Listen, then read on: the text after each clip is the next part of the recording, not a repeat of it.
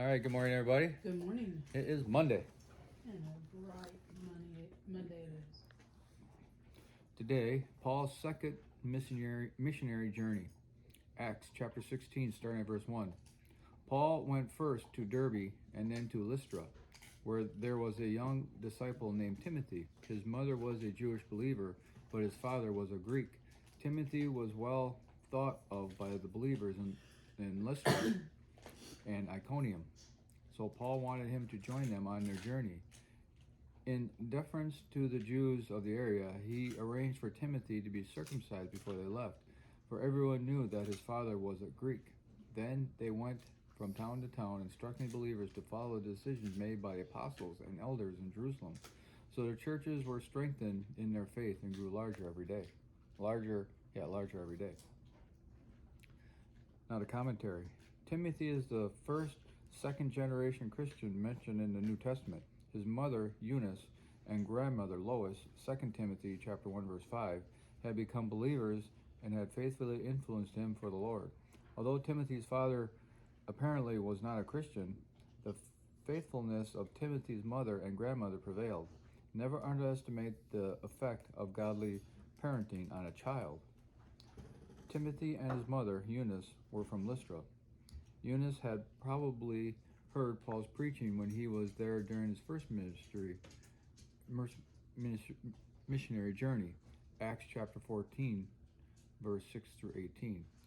Timothy was the son of a Jewish mother and a Greek father. To the Jews, a half-breed like a Samaritan. So Paul asked Timothy to be circumcised to remove some of the stigma he may have had with the Jewish believers. Timothy was not required to be circumcised, but he voluntarily did this to overcome any barriers to his witness for Christ. Sometimes we need to go beyond the call of duty in order to further the kingdom of God.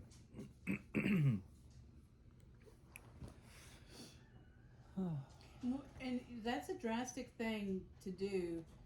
Especially as an adult. Right. I'm just saying he voluntarily did it to prevent from being somebody's stumbling block. Yeah.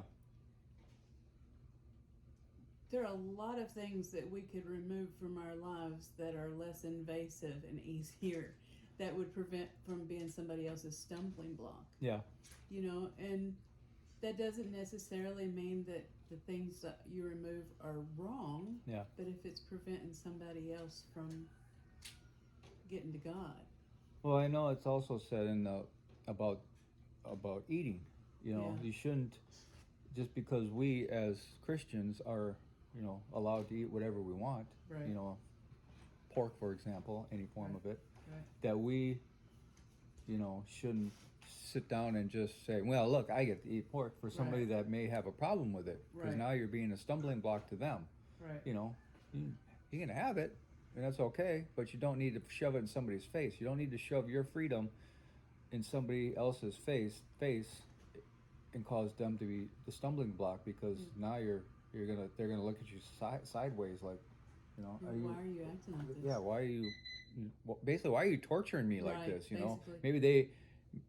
Maybe they don't get it yet. Exactly. They might, but if you're Exactly. gonna be a jerk to them, that's gonna be a turnoff. So I understand where they're going with this. So how could we live our lives most efficiently to give the best example and witness for God? Yeah. That's what we got to figure out and that's different for everybody. Yeah. It just is, unless you're just going to say, yes, I'm circumcised. Then I've heard commentary on this, just that, how do men go around saying, are you circumcised? Yes. Well, show me.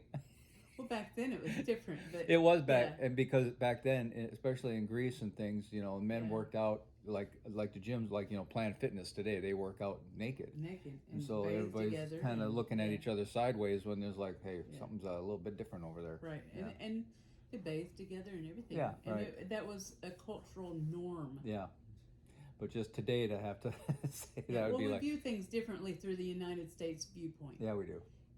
We view things 2026 United States in our culture. Yeah. Things are not that way everywhere or through all timelines. Yeah, we do tend to, here in America, think that we're very the arrogant. end all and be all of everything in the world, when we really don't have a clue. Yeah.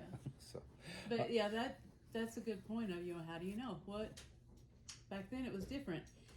But circumcision is a representation of cutting something off of your life. Yeah. What do I have that I could cut off my life to make me a better example for God? Yeah.